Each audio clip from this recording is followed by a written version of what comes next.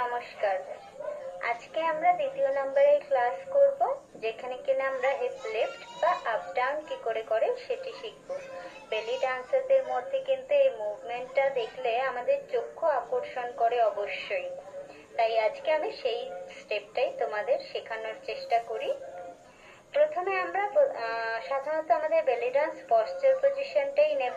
আমি এটি প্রথম ক্লাসের বিস্তারিত বর্ণনা দিয়েছি যে কিভাবে আমি বেলি ডান্স পশ্চার পজিশনটা নেব।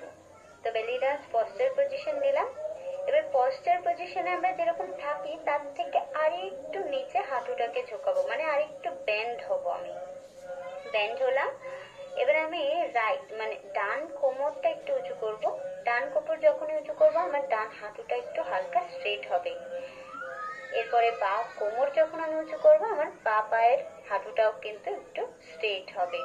দেখতেই পাচ্ছ, এই স্টেপটাই আমি কন্টিনিউয়াসলি করব, প্রথমে ধীরে ধীরে, তারপরে এটাকে একটু ফাস্ট করার চেষ্টা করব।